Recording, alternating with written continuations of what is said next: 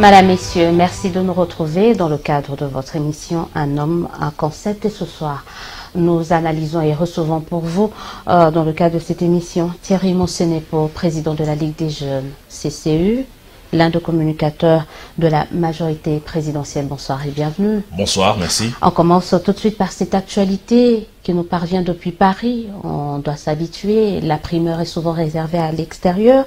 On ne sait pas pourquoi. Peut-être qu'on en parlera. Ça nous provient de Nanga qui, depuis Paris, annonce qu'il c'est impossible d'organiser des élections d'ici décembre. C'est qu'on craignait et enfin arrivé. Quelle analyse, vous, au niveau de la CCU, faites-vous de cette nouvelle? D'abord, ce n'est pas que la primeur est réservée à l'étranger. Il faut comprendre le contexte. C'est que le président de la CENI était à la table de l'OIF, qui est reconnu et répertorié parmi les partenaires du processus électoral de la RDC. Il était donc en train de détailler les travaux et l'évolution de notre processus électoral. C'est donc à ce moment-là qu'il a eu à livrer cette information qui d'ailleurs est connue par tout esprit avisé, dans le sens que la situation sécuritaire dans le Kasaï a eu à impacter sur le calendrier de l'enrôlement des électeurs. Mais au-delà de cela, ce retard a aussi été calculé par rapport au déploiement de certains matériels dans certaines zones. Et il ne faut pas non plus oublier que la loi électorale prévoit l'enrôlement de la diaspora. Étant donné que tout ce temps a été consommé, il est inexorablement pointé à l'horizon que l'élection ne pourrait pas avoir lieu.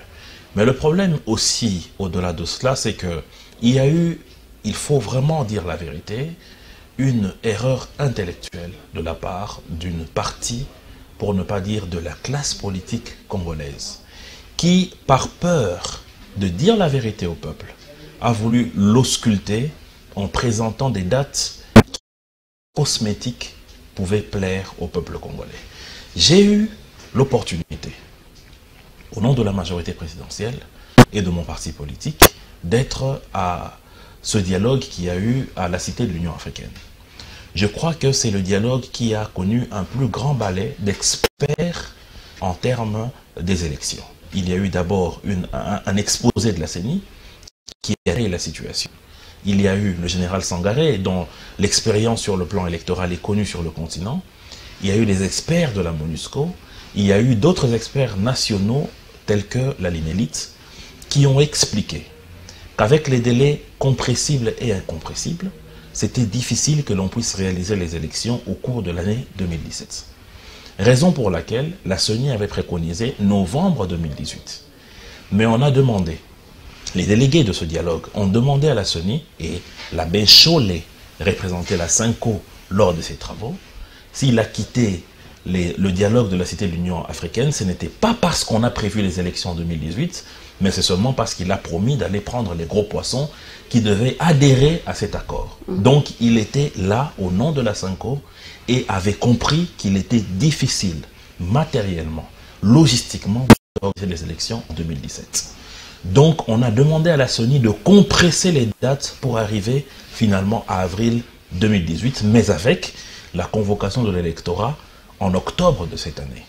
Arrivé à la CENCO, il y a eu ce besoin, encore une fois, de pouvoir donner une date cosmétique au peuple. Par surtout ceux qui sont de l'opposition, il faut dire la vérité au peuple congolais. Et malheureusement, ils l'ont eu à le faire avec la bénédiction de la CENCO, qui avait son représentant en octobre à la Cité de l'Union africaine et avait constaté la difficulté d'organiser les élections au cours de l'année 2017. Donc là, ce n'est vraiment pas une surprise, c'était quelque chose d'attendu et c'était impossible. Alors on se demande, que devient l'accord? Qu'est-ce qu'on fait de cet accord qui prévoyait ou qui prévoit encore la tenue de ces élections d'ici décembre? Heureusement, les signataires de l'accord ont prévu la possibilité, au cas où il n'y aurait pas élection, comme la CENI vient de le dire maintenant, comme les faits n'ont pas permis à ce qu'il y ait l'enrôlement dans certains coins du pays, notamment dans le Kasaï à cause... Aujourd'hui, Kasaï, c'est vraiment le nouveau prétexte. Avant, c'était la révision du fichier électoral qui n'a pas permis l'organisation des élections dans le délai. C'était le manque de financement. Maintenant, c'est le Kasaï qui sait, peut-être d'ici 2018, il y aura un autre prétexte. Ce qui est arrivé, il faut que nous prions pour que ça n'arrive pas. Ce qui est arrivé, c'est un cas de force majeure. En Haïti, par exemple, il y a eu des tremblements de terre et des ouragans qui ont fait en sorte que les élections se repoussaient de 3 mois. Vous n'allez pas me dire que les Haïtiens ont créé ces ouragans pour nous... Là, on parle de 2 ans, de 3 ans. Aujourd'hui, je crois que mais lorsque vous avez des agents de la CENI qui sont décapités, il ne faut pas minimiser ça. Lorsque vous avez des agents de la CENI qui sont enlevés, kidnappés, il ne faut pas minimiser ça. Certains pensent que c'est vraiment orchestré au niveau de la majorité pour essayer de pérenniser ce glissement quand même. C'est totalement ridicule parce que tout le monde, surtout les ressortissants du centre de notre pays, les notables, ont été informés par les autorités du pays de tout ce qui s'est passé avec des éléments matériels à l'appui. On va revenir dans le Kasaï. Les procès sont officiels, tout le monde peut suivre et comprendre qu'il n'y a pas une machination, mais plutôt un terrorisme qui a empêché à ce que l'enrôlement se passe comme il le fallait. D'où, aujourd'hui, l'accord, comme vous avez fait allusion à l'accord n'est pas piétiné, il y a une possibilité que le CNSA, qui est en train d'être mis en place, que le gouvernement et la CENI se mettent sur une table pour dégager une possibilité de rallonge par rapport à la période. C'est la fameuse incise. Hein. Toutefois, compte tenu, je crois, dans l'article 14 de cet accord de la Saint-Sylvestre, si je ne me trompe pas. Mais justement, on revient quand même sur cette communication de Nanga. Selon l'accord, on dit que c'est une option qui doit être levée de commun accord entre la CENI, le gouvernement et le CNSA. Mais pourquoi prendre le devant? Parce qu'ils se retrouvaient à Paris, devant, est-ce qu'on est redevable devant ces gens? Pourquoi ne pas attendre la mise sur pied? Parce que c'est les discours qui nous a toujours tenus ici, d'attendre le CNSA et le gouvernement pour ensuite lever l'option. Pourquoi annoncer cela comme ça? Quoi qu'il arrive, madame, il faut se retourner vers la Constitution. La loi fondamentale de notre pays dispose très clairement que le responsable du processus électoral, c'est la CENI. Quoi qu'il y ait une possibilité prévue dans l'accord pour qu'il y ait des conciliabules entre le gouvernement, le CNSA et la CENI en ce qui concerne une prorogation de la période préélectorale, il est de la responsabilité de la CENI de pouvoir diriger le processus électoral. Donc ce n'est pas à omettre ou à condamner le fait que le président de la CENI prenne le devant pour dire que c'est impossible. Qui le dirige jusqu'au bout, parce qu'on ne comprend pas. C'est une façon assez ambiguë. C'est lui le technicien qui nous produise le calendrier, qu'il soumet justement à cette concertation avec les 2 autres structures, mais en même temps, il prend le devant, en même temps, il revendique son indépendance. On se dit, mais c'est une façon assez ambiguë de conduire les choses. L'indépendance de la CENI, c'est en ce qui concerne la partie logistique, la partie technique des élections. Mais il y a des composantes qui accompagnent la CENI, notamment le gouvernement dans le financement, notamment le Parlement dans l'arsenal des lois qui doivent permettre à la CENI de fonctionner. Et aujourd'hui, le CNSA en ce qui concerne le consensus politique. Donc il ne faut pas dire qu'il y a ambiguïté là-dessus. La CENI garde ses prérogatives constitutionnelles, mais la CENI ne vit pas en vase clos. Il y a dans ce pays des institutions qui s'imbriquent, qui s'accompagnent. Je venais de vous donner des exemples de l'implication du gouvernement qui se situe dans le financement et du Parlement qui se situe dans la partie législative. Mais maintenant, le CNSA s'emmène dans la discussion pour ce qui concerne la partie consensus politique. Donc il n'y a pas d'ambiguïté là-dessus. Alors il y a quand même 2 voix qui se lèvent pour commencer à tenir mordicus, qui commencent à demander l'organisation de ces élections, en tout cas au plus tard 31 décembre, plus de sursis pour le régime Kabila. On entend ces genres de slogans, ces genres de menaces, si on peut dire comme ça. Et on se rend compte que malgré l'accord, malgré la mise en œuvre de cet accord, la tension est toujours là, la crise demeure d'actualité. On se dit, mais qu'est-ce qu'on a fait? On a perdu du temps carrément. Il y a une différence, madame. On n'a pas perdu du temps, parce qu'il y a eu des avancées significatives et il y a eu quand même des acquis. Notamment le fait que la classe politique tout entière ait été d'accord qu'on puisse refondre le fichier électoral. C'est des avancées puisque ça permet d'une part d'élaguer les doublons, les morts, les déplacés, mais aussi d'insérer dans le fichier les nouveaux majeurs. Donc ça, c'est une avancée significative. Deuxièmement, c'est l'accord sur le partage de responsabilités au niveau de l'exécutif où on a aujourd'hui un Premier ministre qui vient de l'opposition, Rassemblement. Qui visiblement a du mal quand même à apaiser les tensions, surtout sociales. Troisièmement, c'est par rapport à la situation des séquences des élections où tout le monde s'est mis d'accord sur le fait qu'il y ait la présidentielle, les législatives et les provinciales ainsi que les sénatoriales. Mais au-delà de cela, il y a également, comme avancée significative, le fait que la classe politique ait été unanime que le processus électoral doit continuer à être tenu par la CENI, comme cela est prévu par la Constitution et le respect de cette Constitution. Maintenant, il faut dissocier le vin de l'ivraie. Nous avons ici une crise qui est fomentée, qui est calculée par un groupe d'individus qui, malheureusement, ont calculé le fait de se positionner en dehors du processus électoral pour avoir des postes de responsabilité. C'est dans les intentions.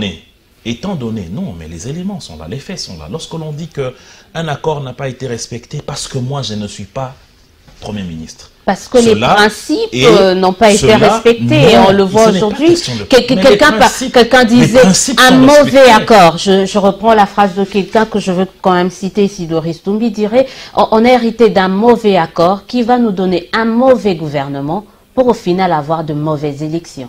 Les mauvaises élections, nous allons les avoir. Déjà qu'on a un mauvais gouvernement, là c'est discutable, mais le mauvais accord, les mauvaises élections, nous allons les avoir si nous continuons à aller dans la précipitation. Nous ne devrons pas, parce que nous avons un grand pays qui, je crois, est la première nation à avoir un tel électorat qui avoisine les 45 millions d'électeurs. Donc c'est un processus électoral interminable, alors qu'on sait que le délai était de 5 ans, interminable. Jusqu'au quand devons-nous attendre? Venons-en maintenant à la question que vous avez posée concernant le mauvais accord. Mais écoutez, les principes plutôt. Mais les principes ont été respectés. L'accord est clair. Le Premier ministre doit provenir de l'opposition bar rassemblement. Est-ce que c'est ce qui a été fait ou pas?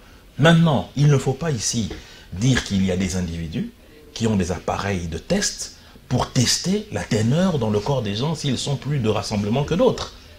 Parce que celui qui est aujourd'hui Premier ministre est issu du rassemblement. Mais pourquoi il n'y a pas cette baisse de tension? Pourquoi la crise est toujours là? Ça dépend de là où vous tournez vos yeux. Non, je tourne les yeux sur le taux de dollar qui est maintenant à 16.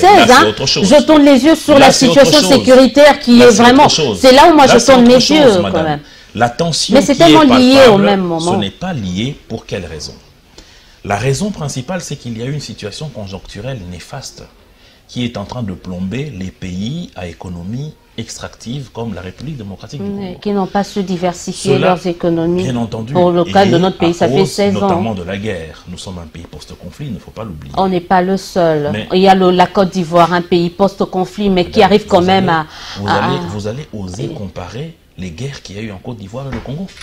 Nous, on est experts en guerre et ça devient l'excuse. 3/5 de ce pays, ce n'est pas une excuse, c'est une réalité. Oui, vous allez me dire aujourd'hui, madame, vous allez me dire aujourd'hui, vous allez condamner les populations autochtones, par exemple, de l'Afrique du Sud, parce qu'ils ont connu l'apartheid. Les Boshiman, par exemple, vous allez dire qu'ils ne sont pas assez émancipés, parce qu'ils sont en train de prendre l'apartheid pour un prétexte. Ça devient l'excuse. Ça fait 16 ans que l'excuse perdure. Il faudrait changer quand même. C'est la changer réalité. de refrain. Le refrain n'est pas du tout utilisé. Le problème est qu'on a une réalité. La maison a été détruite par des années de dictature et par des années de guerre. Nous avons repris de construire cette maison. Et on a du mal à la construire, cette maison. Mais la construction a toujours été difficile, madame. La construction a surtout toujours quand été les fondements, les fondations sont mauvaises. Même le Père, Dieu lui-même, lorsqu'il a créé le monde, il a regretté de l'avoir détruit par la pluie. Il a regretté. Parce que le fait de construire a toujours été plus difficile que la destruction. Donc, comprenez qu'aujourd'hui, ce n'est pas des excuses. La situation de l'inflation que nous connaissons est une conséquence de la conjoncture qui frappe tous les pays. Aujourd'hui, l'Afrique du Sud est en pleine récession. Il n'y a plus de croissance. La gestion, l'Afrique du Sud aujourd'hui n'est pas une référence parce que on sait qu'on remet en cause quand même la gestion de l'actuel président. L'Afrique du Sud est un pays extractif. Je ne vous parlais pas du Nigeria, qui était devenu première puissance économique de l'Afrique, mais qui aujourd'hui en recule. Mais le problème avec nous, il faut dire que le gouvernement ne rassure pas, l'actuel régime ne rassure pas. Comment est-ce que vous voulez... Les investisseurs ne veulent pas venir. Comment est-ce que vous voulez si vite commencer à côté un gouvernement? Il faut lui laisser du temps. Il faut lui donner la possibilité de travailler, le temps de s'imprégner des dossiers. Combien de temps d'après vous? Lorsque vous parlez des investisseurs, justement, mais tournez vos caméras vers ceux qui chaque jour sont en train de dire que ce pays doit devenir un enfer, qui n'appellent même pas la population à s'enrôler, c'est-à-dire que dans leur tête, le processus électoral n'existe pas. Dans leur tête, c'est le chaos qui existe. Mais de l'autre côté, faites un effort de rassurer. Madame, pourquoi vous ne rassurez pas? Vraiment, vous n'êtes pas crédible, vous pensez? Non, vous pensez qu'on va, d'une part, rendre le pays et le débat politique, le débat républicain, on le rendrait subjectif au point de ne se rapporter qu'à des individus. Et d'une autre part aussi, le problème de rassurer, c'est ce que nous sommes en train de faire, notamment avec la diplomatie que mène le vice-premier ministre actuellement. Parlons de cette diplomatie directement parce que hier à Paris, aux côtés de Nanga, il y avait bien entendu le vice-premier ministre, ministre de l'Intérieur et des Affaires étrangères chez Okitundu. Je reviens sur le communiqué final de l'Union africaine. Paris gagné, ça ce sont les titres qu'on a retrouvés dans différents journaux, parce que la RDC a réussi à insérer dans son communiqué final la condamnation de l'ingérence et contre les sanctions. En analysant de plus près, on se dit, mais c'est carrément une diplomatie basée sur les individus. Comment ça? Parce qu'on s'est plus focalisé sur le fait que l'Union africaine doit condamner les sanctions de l'Union européenne contre les individus que par exemple de demander la dénonciation de ce qui se passe dans le Kasaï, qui a touché, qui a causé la mort de plus de 3000 personnes. Non madame, il y a eu une dénonciation de l'Union africaine de ce qui se passe dans le Kasaï. En ce qui concerne la dénonciation des sanctions, on n'a pas condamné madame Élisée Odia, ni Jean-Thierry Monsenepo, parce que nous ne sommes pas dans l'appareil étatique. On a condamné certes des individus, mais par rapport aux fonctions qu'ils occupent pour le pays. Donc ça signifie que par corollaire, c'est la République démocratique du Congo qui en paye. Je donne un exemple. Aujourd'hui, il y a des partenaires sur le plan de la communication de la RDC qui se retrouvent en Europe, mais qui ne peuvent plus avoir leur interlocuteur, en l'occurrence le ministre de la Communication et des Médias, son Excellence Lambert Mende, parce qu'il est sanctionné. Et la conséquence, c'est que le pays va perdre. Va perdre quoi, à votre avis, si quelqu'un comme le ministre de l'Intérieur est sanctionné, si ce sont ces biens privés qui sont sanctionnés, qu'est-ce que l'on perd? Le problème, c'est qu'au-delà du fait que ces individus sont en train d'occuper des postes importants dans notre pays, donc par corollaire, c'est le pays qui est frappé, il y a un sens de moralité. C'est que nous avons une Union européenne qui de façon unilatérale se permet de sanctionner, par exemple, le vice-premier ministre et ministre de l'Intérieur pour des faits qui datent d'avant son entrée en fonction. On se permet de sanctionner un général qui a lutté contre les ADF NALU parce qu'on a entendu les ADF NALU. On sanctionne un ministre de la Communication et des Médias qui a utilisé ou mis en application une loi de son pays qui a été promulguée le 22 juin 1996. Donc, qu'est-ce que cela veut dire? Que si nous pensons que vous êtes coupable, on n'a même pas besoin de vous entendre. Donc, le principe de contradictoire est écarté, ce qui même viole la charte de l'Union, et on préfère prendre parti. C'est ça qui est condamnable. Et c'est ça que les Africains ont condamné. C'est cette portée morale qui est brisée aujourd'hui par un besoin unique. Celui de voir effacer en République démocratique du Congo le régime de Joseph. Mais en même temps, on peut quand même tirer, voir le bon côté de ces sanctions, surtout à l'endroit de dirigeants africains qui ont toujours l'habitude d'investir dans ces pays au lieu de construire chez eux. Il y a quand même des cas légers. On ne dit pas que c'est le cas avec ceux qui sont sanctionnés. Mais vous n'allez pas interdire à la famille Raoji de venir construire en République démocratique du Congo.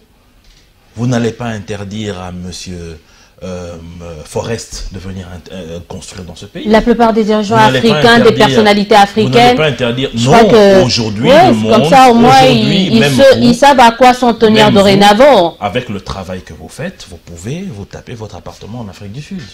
Le monde aujourd'hui est devenu ouvert. Vous ne pouvez pas interdire à un individu d'avoir son bien dans un autre pays du moment qu'il respecte la loi. Mais ce qui s'est passé dans cette sanction, c'est du vol.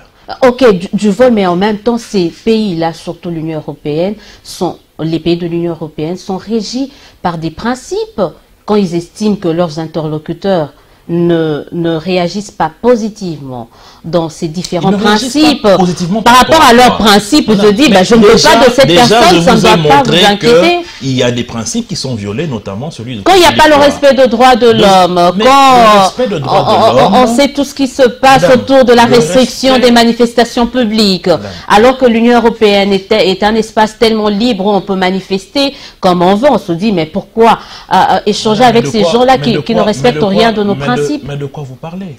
La France, il n'y a pas longtemps, était sous état d'urgence. Je crois que jusqu'à présent, je pense que le président Macron ne l'a pas encore levé. Ouais. La dame maire de Paris a interdit une manifestation sur le mariage pour tous qui était prévue en octobre de l'année passée, de l'année écoulée, pour la simple raison qu'il y avait risque terroriste.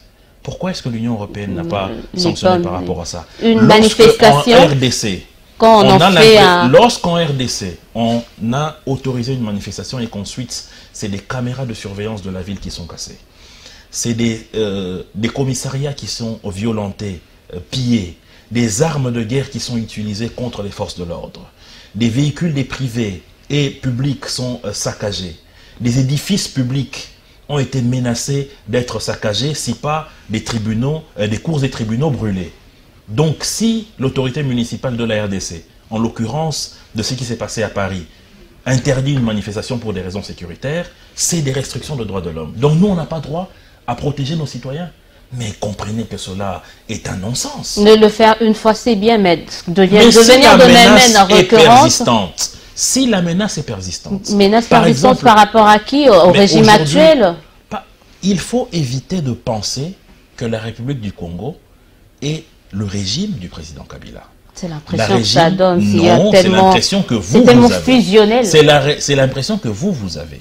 Vous devez intégrer dans votre mind que lorsque l'on attaque une prison, ce n'est pas la prison du président Kabila qu'on attaque, c'est la prison de la République démocratique du Congo. Qui a été mal protégée. Et que ceux qui le font sont des terroristes. Et ceux qui sont censés mieux protéger les prisons ne les protègent pas. Il n'y a pas de prison, il n'y a pas d'endroit mieux protégé dans le monde entier. Sinon, nous n'aurions pas eu le 11 septembre aux États-Unis, nous n'aurions pas eu des attaques au Bataclan, nous n'aurions pas eu des attaques à Berlin. Donc, on n'en fait pas un problème. Juste une question quand même. C'est une question que s'est posée un cadre de l'opposition. Il dit, mais un gouvernement qui a du mal, puisqu'on parle des prisons et de cette série d'évasions, un gouvernement ou un régime qui a du mal à protéger les prisonniers et les prisons, comment va-t-il faire de sa population?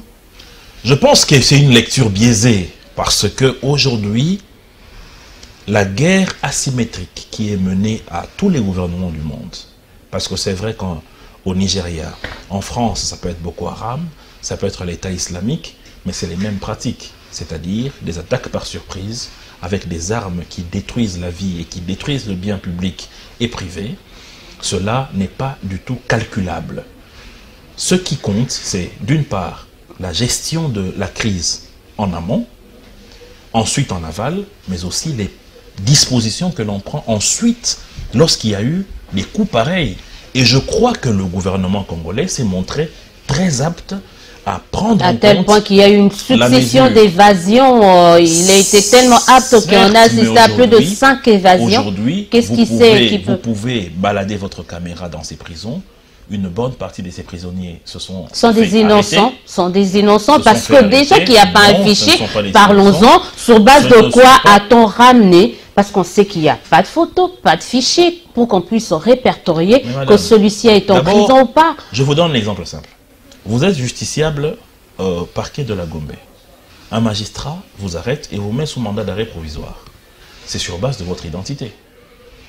C'est sur base de votre faciès qui est reconnu et établi. Le dossier est gardé d'une part au parquet de la Gombe et d'autre part à la prison de Makala où on va vous conduire si vous êtes condamné ensuite. Donc comprenez que si le lendemain vous êtes évadé et qu'on met la main sur vous, on saura identifier que c'est madame Élisée Odia, née telle, on vérifie au niveau du parquet, on remarque même vos condamnations et on vous ramène. Il n'y a pas de prix. Les arrestations actuellement par rapport à cette affaire est faite sur base, justement vous avez parlé faciès, si la personne est suspecte. Les dénonciations, non, madame. J'utilise les propres termes du gouverneur de la ville. Pas forcément. Là, je suis en train d'utiliser les termes du gouverneur de la ville qui a dit que si on voit quelqu'un quand même de suspect, il va être appréhendé. S'il marque, les arrestations sont faites sur base de ça. Non, être appréhendé, ce n'est pas être arrêté. Les dénonciations, dans un moment où dans ce pays, on a les attaques de prison, on a les infiltrations des terroristes qui se présentent comme Kamwina Sampo, on a des illuminés qui se permettent de dire qu'ils vont frapper je ne sais pas quand. Mais c'est tout à fait normal que l'autorité municipale en appelle à des dénonciations. Maintenant, c'est à la justice. Très peu suivi parce qu'il y a encore cette crise de confiance. Madame, il a quand même vous avez fréquenté plusieurs pays étrangers. Vous pouvez être en Europe. Votre mari peut être en train de vous battre. J'espère que ce n'est pas le cas. Il peut être en train de vous battre. Votre voisin entend des bruits sourds dans votre appartement. Il appelle la police. C'est ce qu'on appelle la dénonciation. Et la police vient vérifier si on vous battait ou si simplement vous étiez en train de faire votre guerre de coussins. Donc il ne faut pas dire que le fait d'une dénonciation, c'est déjà une condamnation. Merci beaucoup. On va très bientôt terminer avec cette émission parlant un peu de l'économie. On a essayé de frôler la question tout au début de cette émission. Ça y est, le dollar, c'est à 15 700, 1570, 1600. Un politicien, encore de l'opposition, dit que c'est un pays sinistré. La RDC est devenue un pays sinistré et en faillite. Je ne crois pas que le pays soit en faillite, puisque nous ne sommes pas en défaut de paiement. Faisons preuve d'humilité. Le pays est en pleine ruine. Il y a une difficulté, c'est vrai. Une difficulté liée au fait qu'il y a une rareté de devises qui est consécutif au fait que nous n'avons pas d'exportation comme cela se faisait d'antan. Et la consommation de devises pour une économie qui est essentiellement tournée vers la devise américaine, c'est une situation difficile, c'est vrai, mais nous avons suivi, nous tous, la semaine dernière, la réunion urgente qui a été convoquée par le Premier ministre autour des 28 mesures économiques urgentes qui ont été établies par le chef de l'État. Nous espérons que très vite, cela va donner des résultats parce qu'il faut nécessairement aujourd'hui qu'on arrive à reprendre la balance budgétaire. Faisons preuve de plus d'humilité. Demandons carrément aux institutions de Bretton Woods de revenir. Mettons un peu notre fierté de côté, mettons un peu nos désirs de souveraineté, de non-ingérence à côté. Demandons à ces institutions de revenir parce que là, c'est l'asphyxie. Non, ce n'est pas une question de souveraineté ou de ne pas être souverain. Il est impossible aujourd'hui de vivre en vase clos. Lorsque nous parlons de souveraineté de notre pays, c'est essentiellement par rapport à de l'ingérence que nous trouvons habillée d'une forme de néocolonialisme que nous ne pouvons pas accepter. Mais la collaboration, elle est permanente, elle est demandée avec les institutions de Bretton Woods. Surtout, ce n'est pas du tout interdit, ce n'est pas de l'humilité que de pouvoir appeler ou en appeler aux institutions de Bretton Woods pour des ajustements ou pour des appuis budgétaires. Cela n'est pas du tout interdit. Mais elles soumettent cette collaboration à des principes dont visiblement l'actuel régime ou la majorité actuelle a du mal à concéder. C'est ça aussi le problème. Justement, c'est une mauvaise approche que de pouvoir conditionner de telles choses en ce qui concerne une politique interne, puisque dans la mesure du possible, la République démocratique du Congo, surtout notre gouvernement, fait des efforts énormes pour pouvoir tenir à ses promesses, notamment en ce qui concerne l'accord du 31 décembre, qui est en pleine exécution. Nous allons bientôt connaître l'installation effective du CNSA. Donc ces raisons ne sont pas du tout fondées. Il faudrait plutôt que l'on puisse savoir une chose, c'est que le monde entier a une dette envers le Congo. La déstabilisation de notre pays s'est faite sous la barbe et sous les yeux muets et aveugles de la communauté internationale. Il y a eu 2 armées étrangères qui se sont battues dans notre pays. Il y a eu des rébellions qui ont été soutenues par des puissances occidentales. Il y a eu la fragilisation de notre système économique.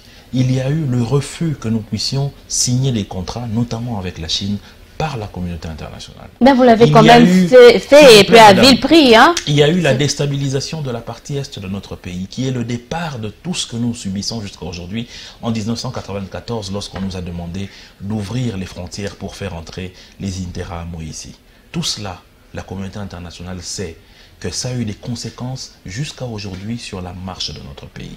Donc, ils doivent être solidaires avec nous lorsqu'il faut redresser solidaires jusqu'où, comme nous-mêmes, on n'arrive pas à mettre en place les b.a.-ba d'un État fort. Madame, lorsque vous dites que nous n'arrivons pas, cela me choque, puisque il faut questionner les chiffres.